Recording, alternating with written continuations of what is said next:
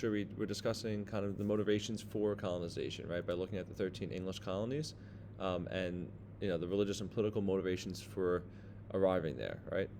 We also discussed the different types of colonies, right? There's royal charters, proprietary charters, so all those different things is what we discussed. Today's lecture is focused more on the economics of the colonial settlements once they started. So once they started, right, the different colonies, depending where they were geographically, had different economies based on different resources that they had access to. And so one of the major reasons for colonization, aside from religious or political freedoms, was also economic. Right, people are not going to move halfway across the world if it's not going to be worth their while. And so making a profit and starting a new life was a major reason for these new colonies being developed and why people left England and went to these colonies. In particular, poor English citizens were willing to do whatever it took to kind of live a better life. During this time in England, there was overpopulation. There was more people than there were resources or jobs or opportunities. Geographically speaking, England's a pretty small place. And so when there's not opportunity somewhere, you leave, right? And when there's all this new unsettled land to go to, and you have the chance of gaining property and owning property, right? Which is a goal of most people in life, even today, you're going to do what it takes. And so one way that the English crown and some of the different owners of the different colonies, like William Penn, for example, in Pennsylvania, some things that they might do to kind of motivate people to come and settle in their land was the development of this head right system. In the head right system, people, for every passage over that was paid for somebody, so say I had enough money to pay for myself, right? I would pay for myself to come to Virginia. I would get 50 acres of land, right, in the Virginia colony, which was a royal colony. And if I was wealthy enough and I could pay for 10 people to come over, I would get that much land, 500 acres of land instead, right? So it really benefited wealthier people to go and kind of create these large plantations or estates, but also kind of middling people who had some money saved that could pay for their passage got decent sized property, 50 acres, which they could use to farm and grow their wealth in the New World.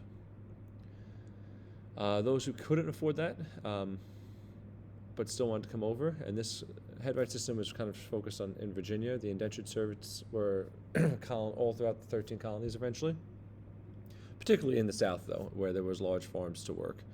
But these indentured servants, they were people who could not afford the journey over, and so they would be sponsored, right? So a wealthy person who lived in North America in one of the colonies would pay for their journey over and provide room and board. And in return, people signed this contract that they would work for their benefactors for a certain amount of years. Typically, it was about 7 years. So for essentially what you did was, in order to get over to the New World, you had to pay you had to give about 7 years of free labor in order to kind of gain your freedom, and in exchange, you would also get some land then at the end and be able to start your own life. So while it was a long process and no certainties that you'd make it through the whole thing, it did have benefits to people once it was over. Over time, indentured servitude kind of fades away. People, it becomes less popular, especially for these wealthy benefactors. And the reason for that is because they decide to start importing slaves, right? So these indentured servants still had rights, that they were considered, full persons.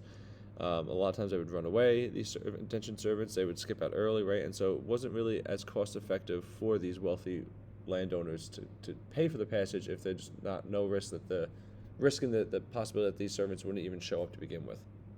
And so what they start doing is they start importing slaves from Africa, particularly West Africa to begin with. It was actually African kings were selling conquered peoples that they had conquered into slavery to white Europeans. And the first slaves arrive in Virginia in the year 1619. And over time, slavery replaces the practice of indentured servitude, and slaves make up the majority of this kind of forced labor demographic. When these people, especially wealthy landowners, get to the New World, the goal is to make money, right? And so people don't focus so much on growing crops that might be necessary, say like food crops, potatoes, say, or things along those lines. what they focus on is things that have value back home in Europe, things that they can grow a large quantity of and sell and make a good profit on. And so these cash crops, as they're called, especially became popular in the large plantation areas, right? Because the larger the land, the more cost effective it is. The more of something you plant, the more profit you're going to have, right? Smaller farms, it may not be worth it to grow these labor intensive crops like cotton, indigo, and tobacco, right? It takes a lot of effort, a lot of labor, a lot of work. And so if you don't have large enough property, it's not as cost effective. So these cash crops are largely grown in the southern states, southern colonies, I should say. And they're very labor intensive, and so the reliance on slavery grows even more. So in order to make all this, right, you want to have free labor. You get these African slaves. They do the work for you, no cost, except for feeding them and keeping them alive.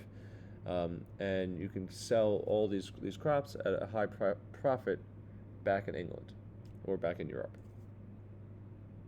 It also just happens, aside from just the large land that was available in the South, the climate for this in the South was the best for these types of goods as well. Cotton and tobacco and indigo, which is used for dyes, doesn't really grow too well in northern cooler climates. It needs warm, humid climates.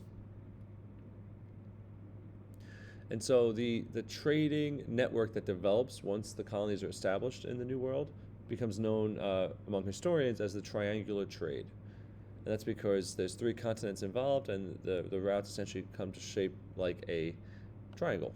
So coming from the New World to Europe would be sugar, tobacco, and cotton, and other raw materials, crops and things like that come from the New World, the Caribbean, and the colonies in North America to Europe. From Europe, they bring the finished products and other goods that African kings liked, like rum and manufactured goods, guns, for example, to the African kingdoms that are in West Africa. And then from West Africa, those things are traded with the West African kings for slaves, and the slaves then go across to the Caribbean and southern states.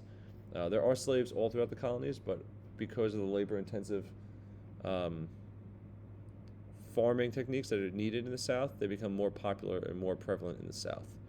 Although New York City has a large slave population in the 18th century as well, it's actually the second largest slave population outside of Charleston, South Carolina. So slaves certainly are in the North, but they are typically associated more with the southern plantation styles. And that becomes more and more true as we move into the 1800s. That experience, the journey across the Atlantic Ocean from the coast of Africa to the Caribbean or the southern colonies, or to the colonies in general, is called the Middle Passage by historians. And it really is meant to kind of describe the experiences and what they were dealing with, the Africans, I should say, as they came to the New World. And so this image is a sketch of a particular ship that brought Africans over to the Caribbean to be sold into slavery. And people at the time period who saw this image had experience with the slave trade said this was actually pretty accurate to what it looked like. Hundreds of Africans would be jammed into these boats. They would be sleeping side by side with very little room. They'd be chained to each other. And the journey over was perilous, right? So not only was it 3 months across, it could be 3 months across the Atlantic Ocean. You have, very little food you're given. You have very little space. You're under deck most of the time, so you really can't even see or breathe fresh air. And this is a breeding ground for disease. And oftentimes, particularly in the early years of the slave trade, in the 1600s and the early 1700s, there's high mortality rates for Africans being brought over. Many would die before they even arrived in the islands, and those who were unceremoniously just tossed overboard. And so it became necessary for these slave owners to take as many as they could so that it would be worth their while when they landed in the Caribbean, say, that they would have enough slaves to actually turn a profit. Otherwise, because so many people died, right, so they had to take more just to make sure they could turn a profit. So it was a pretty horrendous experience, aside from the fact that you've just been ripped from your home. You're mixed with all different ethnic groups, right? They did not all speak the same language. They didn't have the same religious traditions or cultures. You're mixed together. No rights, barely any food, barely any sunlight. People all around are sick and dying, right? It was a horrible, horrifying experience that most certainly had to scar most of them permanently, even if they survived. And the last few slides here for today focus on the different climates of the different regions of the 13 colonies to kind of explain how they come to focus on certain elements, right? So the southern colonies, right, as you can see in this little chart on the right-hand side here, they have relatively mild winters. In January, the average temperatures are between 40 and 50, which is well above freezing. And then average summer temperatures, 80 to 90, so hot, right? Lots of rain, 20 to 40 inches a year. And the growing season is the longest in the south, right? So they have the longest amount of time to grow crops. And so because of that, it becomes most suitable for large plantations. Additionally, the land is relatively flat along the coast of these 13 of the southern colonies, and so they have a lot of land to plant on.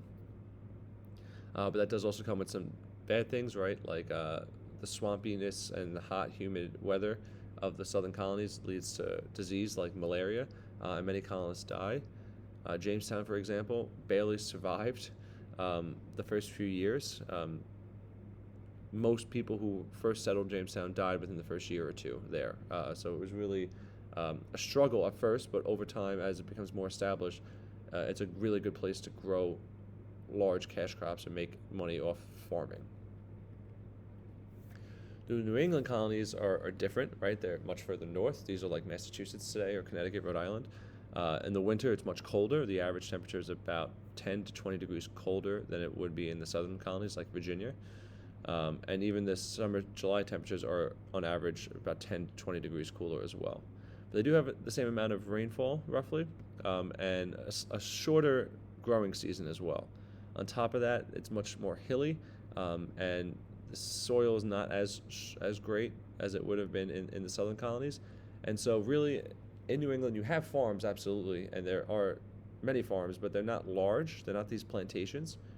And they grow more like crops that people would eat, right, instead of these cash crops like tobacco and cotton. So things like maize, which is corn, beans, and squash. Over time, because of the geography, New England colonies become more focused on city living and merchants and trading. In particular, New England is big on seafaring things like fishing and things along those lines. But the winters there are very cold, right? And so the beginning years of the Massachusetts Bay Colony and the Plymouth Colony, for example, are a struggle for these colonists because it's so cold and they're not used to this extreme change in temperatures between winter and summer. Because back in England, it's much more mild, right? It gets warmer in the summer, but it's nowhere near the difference as it is in New England. And then last we have these middle colonies. Middle colonies would be places like New York is kind of on the border between middle and New England because most of New York is upstate. But New York is considered a middle colony as well as Delaware, Maryland, Pennsylvania, New Jersey. Those are the middle colonies. They have, again, they're slightly warmer than New England, but they are still much colder than the southern colonies. Similar rainfall, and they have a similar growing season, slightly longer growing season. The soil is very fertile in these states, and so you do have some large farms, but again, because of the relatively hilly terrain in parts of in this part, like upstate New York, for example, out in Pennsylvania, there aren't as many large plantations. But there are more in states like Maryland and Pennsylvania than there would have been in states like Massachusetts or Rhode Island. And so eventually slavery does find its way into the middle colonies as well, and has a pretty significant presence there. Again, because of good natural waterways, and particularly in New York Harbor is one of the best natural harbors in the world. The middle colonies become known as kind of an industrial and merchant society as well. Cities like Philadelphia, New York are important trading routes and trading locations. And we're going to end there for this one for today. And next time we have this lecture video, we'll talk more about how the relationship between the colonies and England changes over time.